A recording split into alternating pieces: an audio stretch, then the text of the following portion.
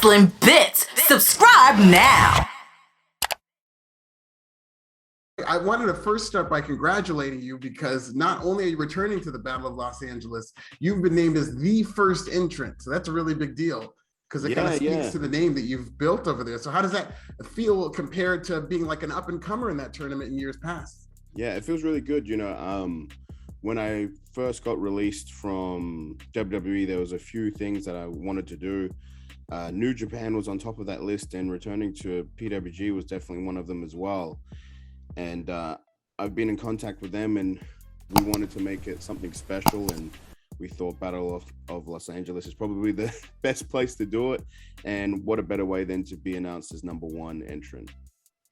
Do you feel any pressure? Is it different this time around? Because in the past, you've competed as more of somebody who's not known and not expected to win the tournament, but here you are as one of the bigger names, if not maybe even the biggest name in this tournament. How does that compare in terms of pressure-wise? I feel like I don't feel as much pressure, to be honest.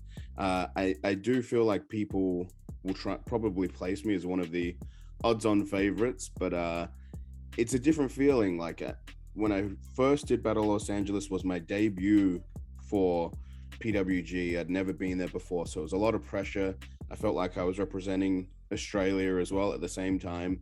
I also wanted to do well enough that Australian wrestling was seen, and then from that, it did open doors for guys like Adam Brooks, Robbie Eagles to actually come to PWG. So this time around, it's more so beating up that new talent and showing them who's boss.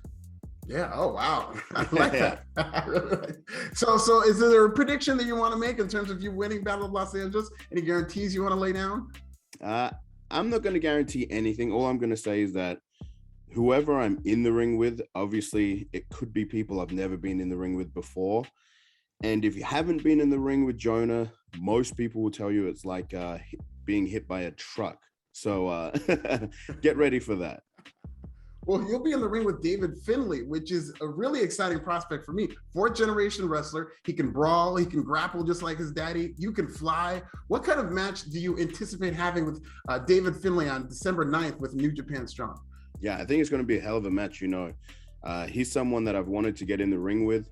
I was lucky enough to work with his dad at WWE as a coach.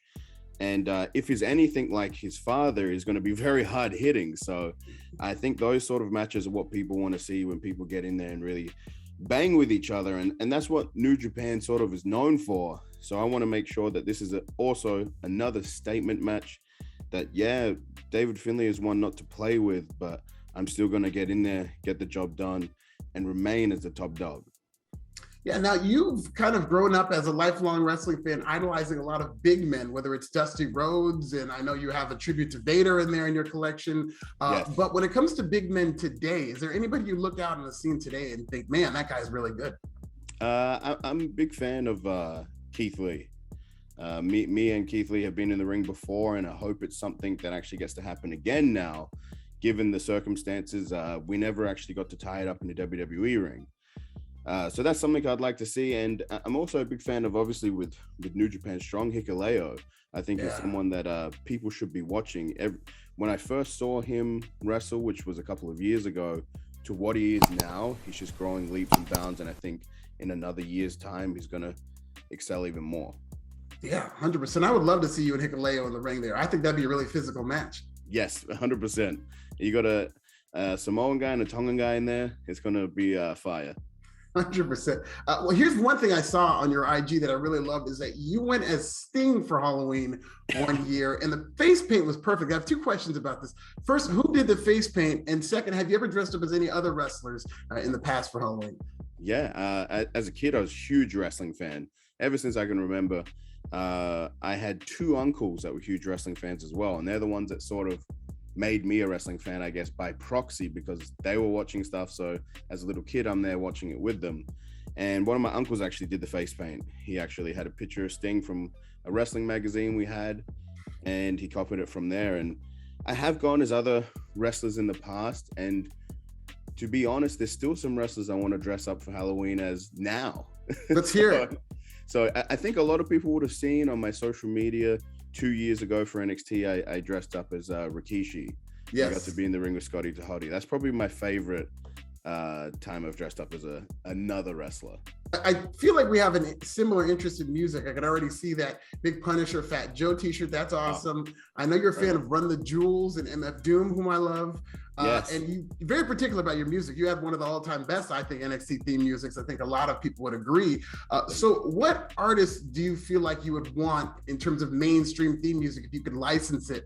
Who would you like to kind of play you out to the ring as a dream scenario? That's really hard. You know, if I could license anyone, there's so many artists that I listen to.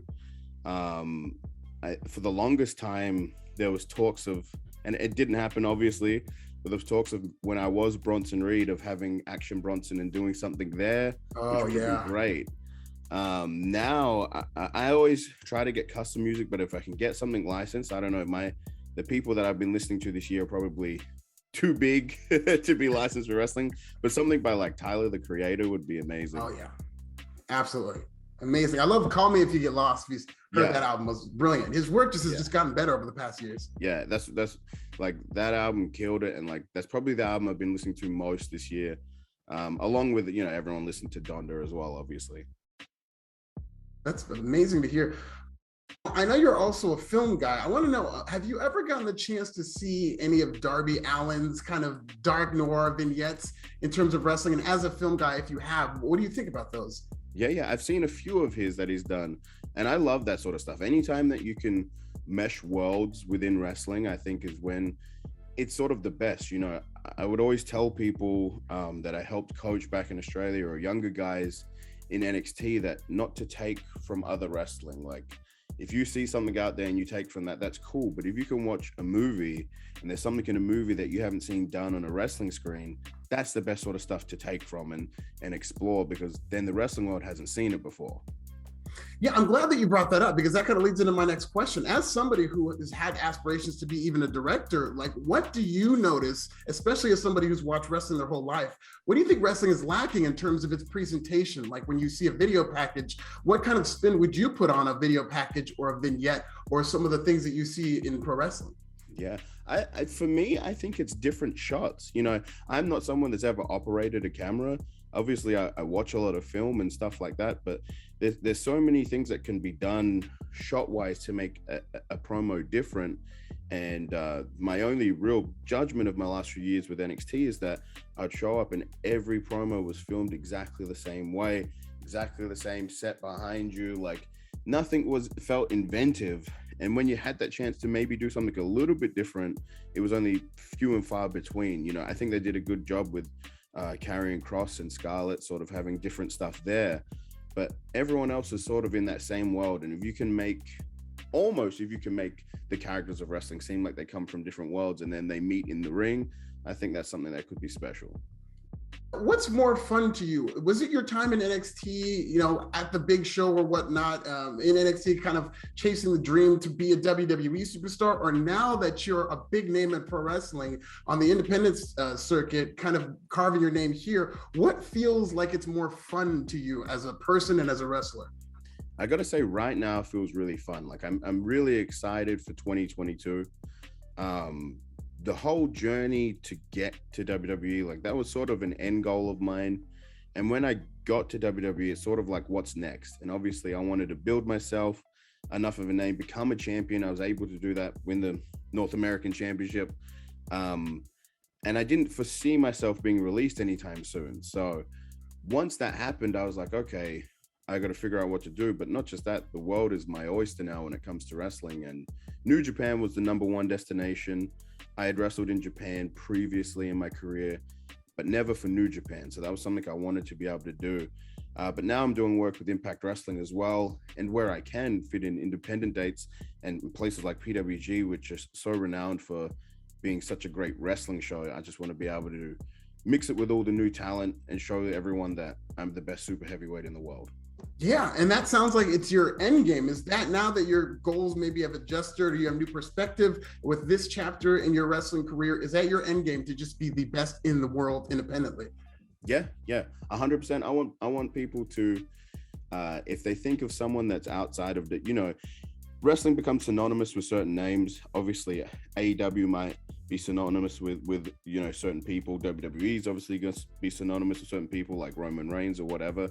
If you're not thinking of the WWE world, I want people to think of like, what's other wrestlers, and I want Top Dog Jonah to come into their head. Like, okay, yeah, he runs New Japan, or he runs that scene of wrestling. Now, this is the final question. There's a lot of wrestlers, so many free agents, and I really do think that we need more wrestling promotions now to support the amount of independent free agents that are out there. What filmmaker do you think would have the best wrestling promotion? Okay, yeah. That's hard to say, really. I mean, there's so many filmmakers as well are wrestling fans. Yes. But not necessarily the wrestling fans make the best wrestlers or involved in wrestling. I feel like I would go for something like completely different. Maybe something like, and this might sound strange, but maybe something like Happy Madison, like Adam Sandler's film production, because he's so good at getting in tune with like a broad audience of what people like. And you can see he's a big wrestling fan as well.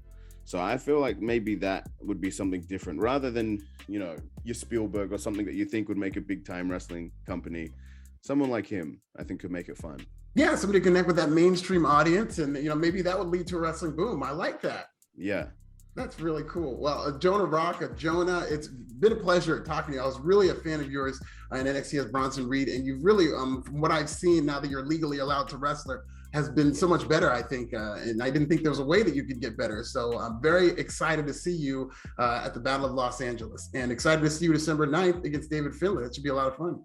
Thank you so much. I appreciate that.